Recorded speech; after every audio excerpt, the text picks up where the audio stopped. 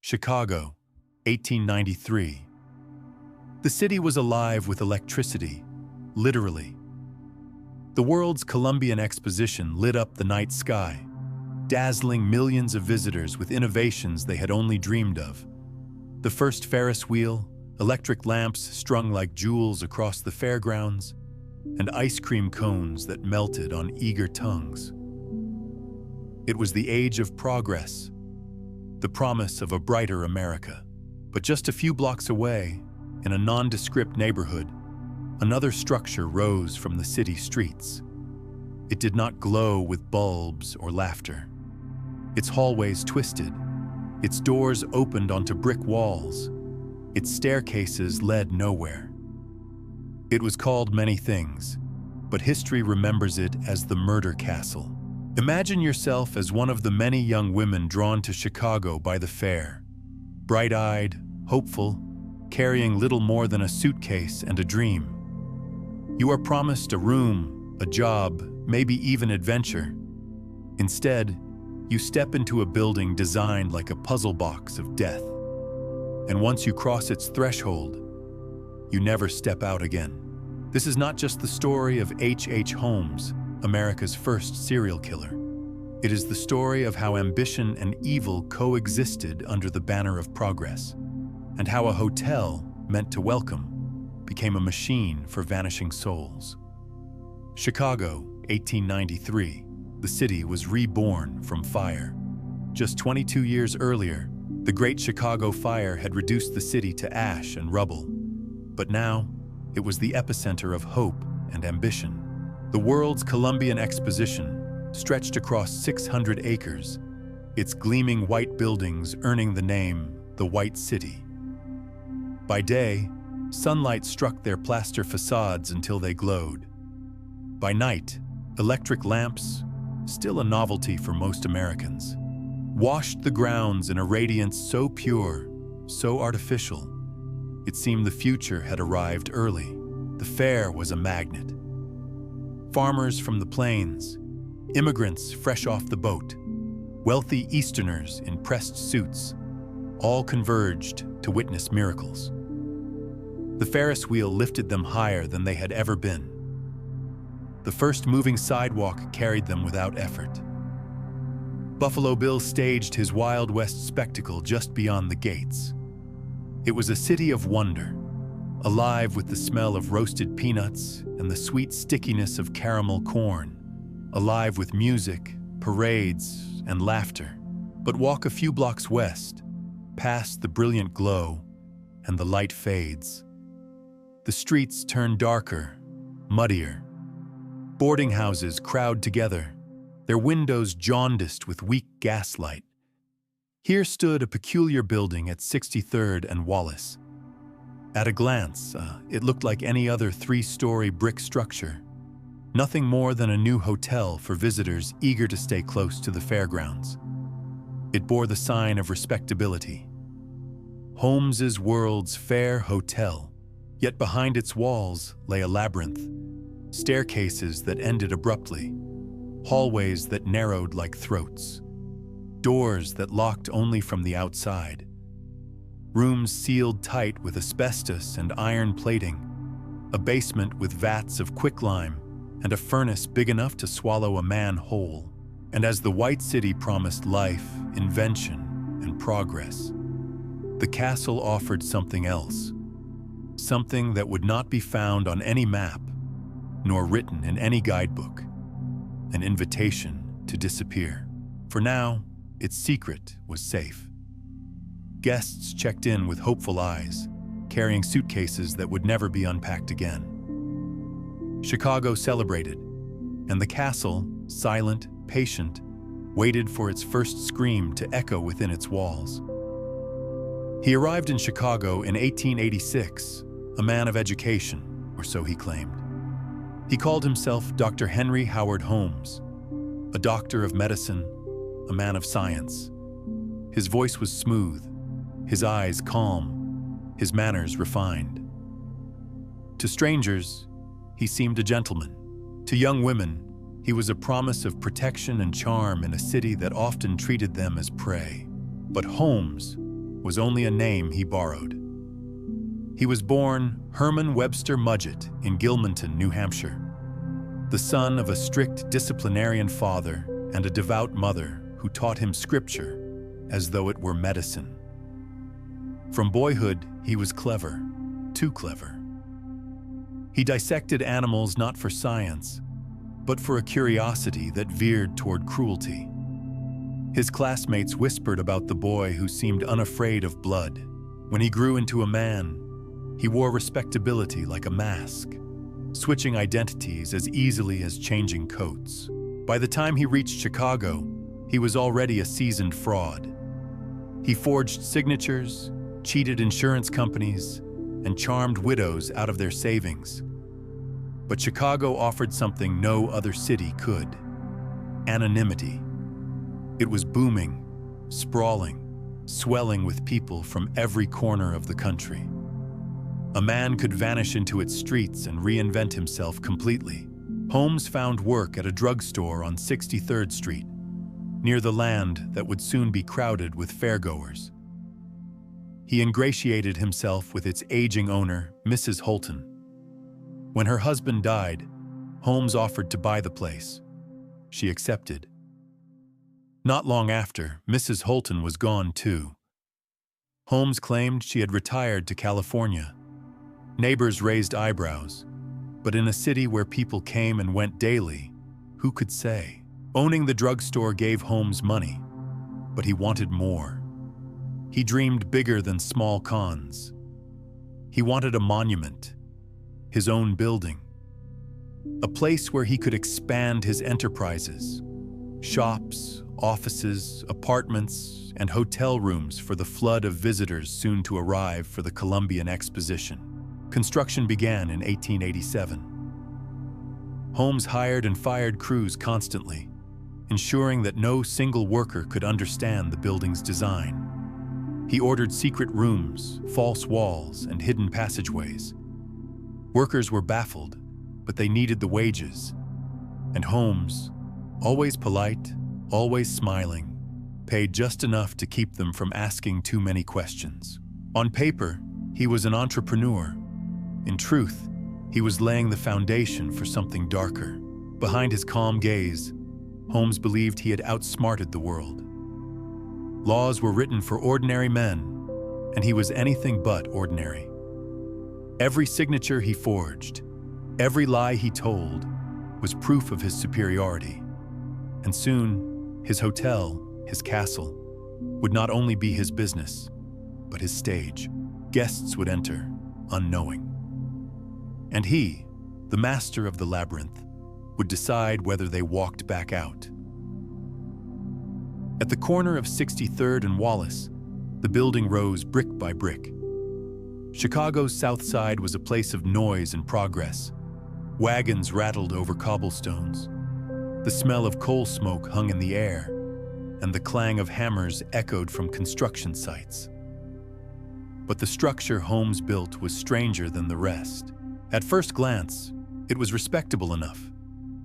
3 stories, with a ground floor pharmacy, retail shops, and apartments above. Holmes told neighbors he was preparing for the rush of fairgoers. A good businessman, they thought. Reliable, polite, and oddly secretive. He dismissed workers after short stints, refusing to keep the same men for too long. Too many mistakes, he'd say with a smile. In truth, it was not mistakes he feared, but questions. The castle's blueprint was a puzzle. Staircases ended in blank walls. Doors opened onto nothing. Some rooms had no windows, sealed with iron plating. Others had gas fixtures that could be turned on from the hallway. One chamber was completely soundproof, its walls lined thick to swallow cries. And then there was the basement, a place Holmes rarely allowed outsiders to see. Down narrow steps, in the dim light of a lantern, the smell was sharp. Chemicals, lime, something burning. Down here stood his furnace, wide enough for more than coal. There were pits of quicklime, surgical tables, and tanks of acid. Chicago called it a hotel. Holmes called it something else, an experiment. Rumors began. Why did Holmes need so many hidden rooms? Why was he constantly remodeling? A curious neighbor might laugh it off, convinced it was simply eccentricity. But others whispered darker possibilities. Still, no one pressed too hard. In a city as vast as Chicago, it was easier to ignore the oddities of one man than risk his polite, chilling smile. Holmes, meanwhile, was patient. His castle was not finished in haste, for haste leaves flaws. Every hallway, every lock, every pipe was deliberate. He wanted control, not just over money, but over life itself. And soon, when the fair opened its gates and thousands of young women flooded into Chicago seeking work, his castle would be ready to receive them. For now it stood silent, looming, a monument of brick and secrets. The neighbors saw a hotel. Holmes saw a machine, and a machine is useless until it is switched on. They came to Chicago chasing possibility. The World's Fair had promised jobs, excitement, and a chance to stand at the center of progress. Thousands of young women arrived at Union Station with only a small suitcase, their best dress, and the kind of hope that made them vulnerable. Holmes knew this. He watched them as they stepped off trains, as they wandered into his pharmacy for work, or answered his notices for lodging. His charm was disarming. The soft voice of a doctor, the respectful bow of a gentleman. For women far from home, he seemed trustworthy, perhaps even protective. One of them was Julia Smythe, the wife of a man who had worked in Holmes's drugstore. Julia soon became close to Holmes, too close. When her husband vanished from the city, Julia and her young daughter Pearl remained. They were last seen alive one Christmas Eve, walking into Holmes's castle.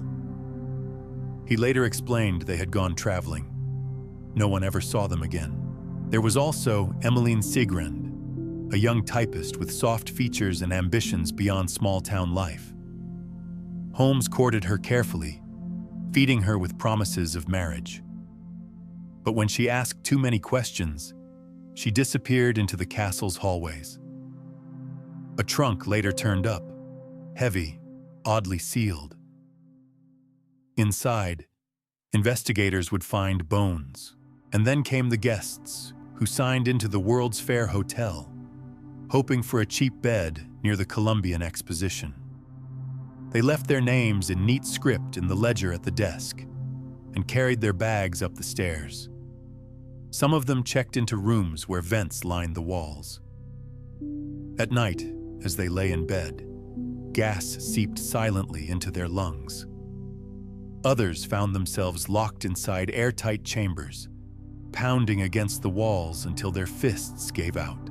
Holmes walked those halls with a physician's calm, adjusting valves, checking locks, always precise. For him, the castle was not just shelter, it was theater. It was experiment. On the streets outside, the white city glowed with electric wonder. The Ferris wheel carried couples skyward, and music floated over the fairgrounds. Inside the castle, silence followed. The laughter of young women, the scratch of their pens writing hopeful letters home, all of it was swallowed whole by brick walls. And the ledger of Holmes's World's Fair Hotel became something more sinister, a list of ghosts. To outsiders, it was a hotel. To those who entered the wrong room, it was a trap. The second floor of the castle was a warren of doors and hallways, some leading nowhere, others locking tight with no escape. Guests would climb the creaking stairs and walk past wallpapered corridors that seemed ordinary until the bolt slid shut behind them. In one chamber lined with steel, the walls grew hot when Holmes turned a hidden valve. The trapped victim would feel the air thinning, the metal radiating heat, the unbearable pressure of a room built to suffocate. In another, gas hissed unseen through pipes, filling the air with the faint smell of chemicals just before unconsciousness took hold. Holmes moved with the precision of a man checking instruments in a laboratory. He timed how long it took for silence to fall. He studied bodies as though they were case studies. When death came, it was not chaotic. It was measured, and always, there was the basement. Down those narrow stairs, in the dim lantern glow, the castle revealed its truest face. There were surgical tables stained with the evidence of his work. There were pits of quicklime where flesh dissolved into nothingness. There was the furnace, wide, hungry, and always burning. Witnesses later claimed the smoke that drifted from the chimney carried a bitter scent. One neighbor tried not to notice. What Holmes could not use, he sold. Skeletons, stripped clean, were shipped to medical schools across the country. A tidy profit disguised as science. Students examined the bones, never knowing they once belonged to a young woman who had simply been looking for a job in Chicago. On the streets outside, newsboys shouted headlines about the wonders of the fair, the triumphs of invention, the brilliance of the White City. Inside the castle, the only headlines were written in screams no one would ever read. The rooms were silent again, ready for the next guest. For years, Holmes's castle operated in plain sight. But Chicago, a city swollen with millions of visitors, was also a city that noticed when people began to vanish. Families wrote letters to missing daughters, only to have them returned unanswered.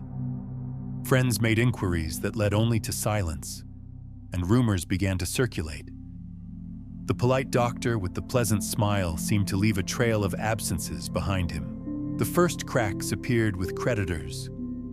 Holmes was a master of fraud, juggling debts, forging papers, and weaving lies to secure loans for his endless schemes. But even the most charming con runs thin. Suppliers demanded payment. Business partners grew wary. And in the web of legal disputes, one figure emerged. Detective Frank Geyer, a man of stubborn patience and quiet suspicion. Geyer was no stranger to liars, but Holmes intrigued him. His records didn't match. His stories shifted. Behind the doctor's politeness, something was off. Too smooth, too careful. The break came not in Chicago, but in Philadelphia, where Holmes's frauds finally caught up to him. Arrested on charges of insurance swindling, he found himself under scrutiny. The newspapers mocked him as a clever trickster. The authorities thought they had a petty con man. But Geyer suspected otherwise. He suspected the fraud was only the surface of something far darker. While Holmes sat in his cell, silent and calculating, detectives began to dig into his past. They traced the people who had known him. Wives who vanished, partners who turned up dead, women who were last seen alive in his company. They looked to Chicago, to the castle at 63rd and Wallace. Witnesses spoke of strange renovations, of young women who checked in but were never seen again. Neighbors recalled the stench of burning flesh, shrugged off at the time as industrial waste. The castle, once just an oddity, began to look like something else, a crime scene. Holmes's mask of civility had protected him for years. Now, for the first time, the edges were cracking, and behind the mask, something monstrous stirred. When detectives finally stepped inside the castle, it was not wonder they found. It was horror. The building looked ordinary from the street, but inside, its walls betrayed their purpose. Doors opened onto bare brick. Staircases ended abruptly, like unfinished thoughts. Hallways doubled back on themselves. It was less a hotel than a trap disguised as one. The police moved through its rooms with lanterns, their boots echoing on wooden floors. They pried open hidden panels, discovering chambers sealed airtight. They tested gas lines that snaked into bedrooms, controlled by valves in the hallways. They descended into the basement and stopped short at the furnace, its iron mouth wide and black. There, beneath the floor, the truth surfaced in fragments. Human bones, scorched and broken. A woman's hair, matted and stiff with blood. Pieces of clothing, small as if belonging to children. Bottles of chemicals lined the walls, acids, solvents, lime. On a table, a long knife lay beside restraints bolted into the wood. It was not a hotel. It was a slaughterhouse dressed in brick. Neighbors who once dismissed the strange smells now realized what they had ignored. Students who had handled skeletons in medical schools across the country never knew they were studying the remains of vanished women. Holmes had turned death into commerce, murder into routine, and yet, for every bone found, for every scrap of evidence, there were more questions. How many had entered these doors never to emerge? How many names in the hotel's ledger were now ash drifting up the chimney? The answers were scattered in fragments, too many to count, too few to measure the full scale. The castle was no longer silent. It groaned with secrets, its walls heavy with ghosts. For the detectives, it was no longer a fraud investigation. It was the hunt for a predator who had turned a building into his accomplice, and Holmes, already in custody, smiled faintly when he heard of their discoveries, as though the castle itself were laughing with him. The walls of the castle were closing in, but Holmes was already gone. Long before the police fully grasped what they had uncovered, he had slipped away from Chicago, leaving behind creditors, lawsuits, and whispers. His flight was not desperate. It was calculated, almost leisurely. Holmes was a man of endless disguises. He carried aliases like coins in his pocket, ready to spend whichever suited the moment. In Boston, he was one man. In St. Louis, another. He married women under false names, promised them futures, and left them widowed in everything but law. To strangers, he was a doctor, an entrepreneur, a gentleman traveler. Beneath the charm, he was a shadow moving from city to city, always one step ahead of suspicion. But shadows leave traces. In Texas, he convinced a wealthy associate to help build yet another grand hotel. The plans were disturbingly familiar. Secret rooms, strange specifications, chambers that made little sense to the builders. The project collapsed before completion, but not before raising eyebrows. In Philadelphia, Holmes's schemes took a more personal turn. With a new accomplice, Benjamin Petezel, he concocted an insurance fraud. Fake Petezel's death, collect the payout, and share the money. But Holmes was not a man who shared. Instead, he killed Petezel for real, burning his body with chemicals to pass as an accident. Then, with a chilling calm, he drew Petezel's children into his orbit. He told their grieving mother he would care for them. What he offered was anything but care. The trail of Holmes' flight stretched like a map of deception. Behind him lay debts unpaid, lovers vanished, bodies scattered, and a growing file of suspicions that detectives began to piece together. Chicago was no longer the only stage. His crimes spread eastward, threading through cities like a disease. And yet, through it all, Holmes carried himself with composure.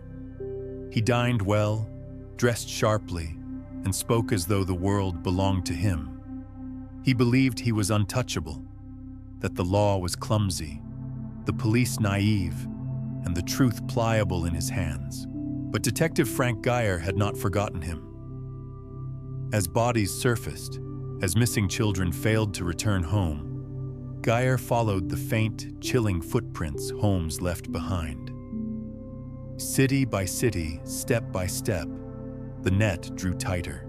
Holmes had built the castle to be his perfect hunting ground. But in fleeing it, he made a fatal mistake. He spread his darkness too far, across too many places, and left too many witnesses behind.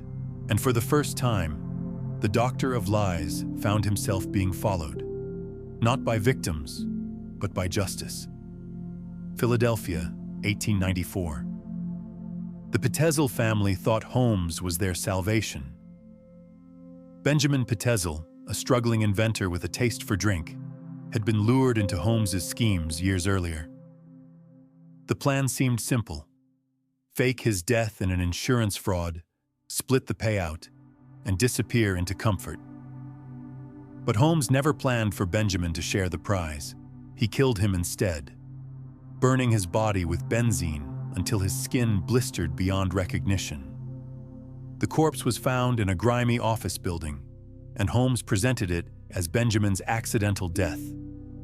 He played the grieving friend to perfection, comforting the widow, soothing her with promises, and, most chilling of all, offering to look after her children, Alice, Nellie, and little Howard Pitezel.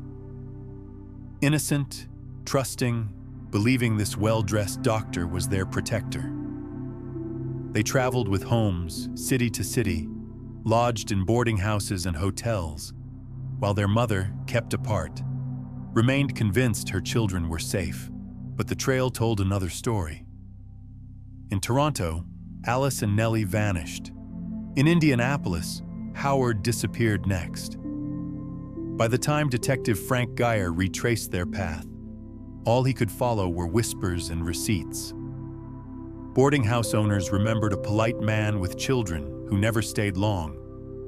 Clerks recalled a gentleman buying a stove, a trunk, strange supplies, and then the discoveries came.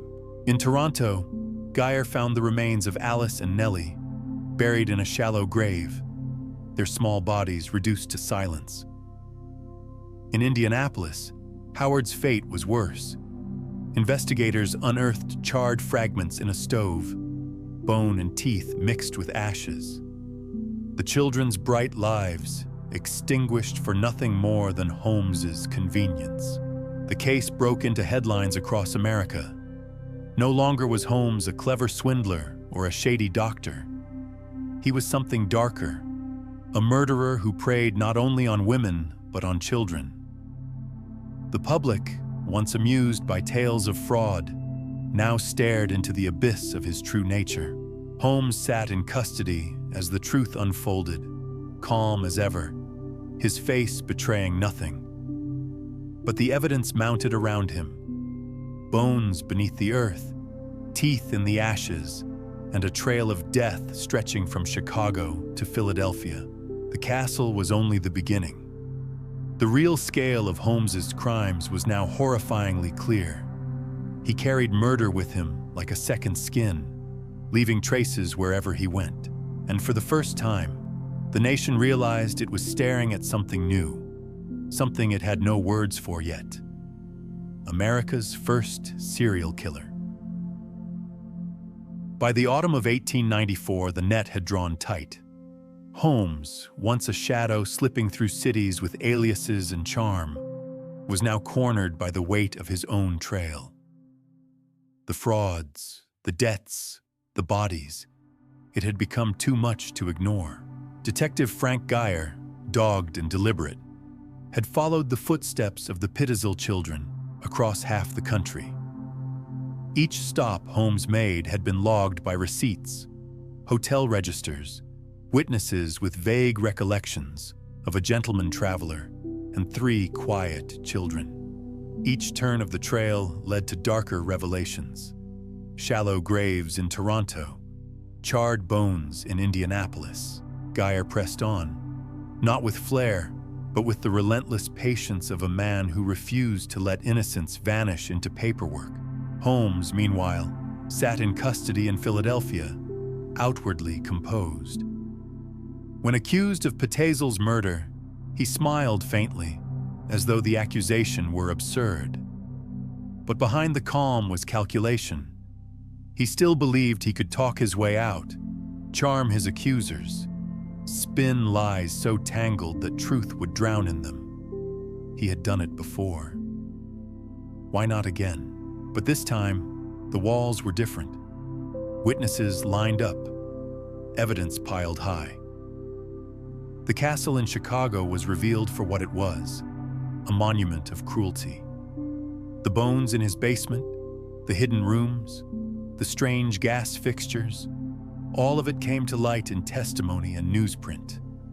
The nation, horrified, could no longer look away. The trial was inevitable. Holmes stood before the court in October 1895, dressed neatly, speaking with eloquence. He denied, deflected, explained away. But when the photographs of the children's remains were shown, when witnesses described the castle's chambers of death, even his calm veneer could not erase the truth. The jury needed little time. Holmes was found guilty of the murder of Benjamin Pitezel, and though the state did not try him for the dozens of others suspected, his fate was sealed. For years, Holmes had been the master of locked doors, the architect of hidden rooms. Now, the lock had turned on him. His cell, bare and unyielding, was the final room from which he would never walk free. And yet, as he awaited the gallows, Holmes still smiled, as though he knew the castle's shadow would not fall with him. Holmes waited for death with the composure of a man preparing for dinner. In his prison cell, he wrote, he schemed, and, most unsettling of all, he confessed. But his confessions were not clarity. They were a storm of contradictions. In one breath, he admitted to killing 27 people. In another, he claimed hundreds. Then, just as easily, he recanted, calling it exaggeration. His words tangled truth with invention until no one could be certain how many lives he had really taken. The ambiguity was part of the cruelty. He denied his victims even the dignity of certainty. Reporters clamored for interviews, and Holmes obliged, always calm, always polite. He described his own lack of remorse with eerie detachment, as though confessing to a business deal gone awry. "I was born with the devil in me," he once wrote, explaining away his crimes not as choices, but as destiny. It was a phrase that would echo long after his voice was silenced. But beneath the bravado, cracks showed. At night, he was said to pace his cell, restless, haunted by dreams. The irony was sharp. The man who had built rooms to suffocate others now struggled to breathe in the confines of his own. May 7th, 1896. Holmes was led to the gallows in Philadelphia's Moyamensing prison. He walked steadily, nodded politely, even smiled faintly. His composure never wavered as the noose was placed around his neck. When the trapdoor fell, death did not come quickly. His body twitched, strangled slowly, as though fate itself had chosen to prolong the final act. Witnesses watched in silence. The man who had turned murder into routine was now reduced to a trembling figure on a rope. And yet, even in death, Holmes left a final riddle. He had requested his coffin be encased in cement and buried 10 feet deep. He feared grave robbers, he claimed. But perhaps, just perhaps, he feared that the devil he claimed to be born with would not stay buried. The White City is gone now. Its plaster palaces crumbled long ago, its Ferris wheel dismantled, its glowing lamps extinguished. Chicago has grown taller, louder, brighter. Progress swallowed the fairgrounds whole, and yet, the shadow of the castle lingers. Though the building itself was torn down, first gutted by fire, then erased by the city. It refuses to vanish from memory. The land where it stood is paved over, unremarkable, anonymous. But for those who know its story, the ground itself feels restless, as though it remembers the screams it once absorbed. Holmes's name became legend. The doctor with the devil inside. The polite killer who turned a hotel into a machine of death. But for every twisted detail about him, there is an emptiness where his victims' lives should be. Their names lost, their stories swallowed by his lies. Progress promised them opportunity. Holmes offered them only silence. The true horror of the murder castle is not its locked rooms or hidden chutes. It is that it stood just beyond the glow of America's greatest celebration of progress, unseen, unchallenged. It reminds us that for every shining monument we build, there may be shadows at its edge. And so the question remains, was Holmes an aberration, a single man consumed by darkness? Or was he simply the first to reveal a truth we would rather not face? That beneath the bright lights of progress, there will always be doors better left unopened. The White City burned away. The castle was reduced to ash. But the echo remains. And if you stand at 63rd and Wallace on a quiet night, you might still feel it. The weight of a door closing behind you.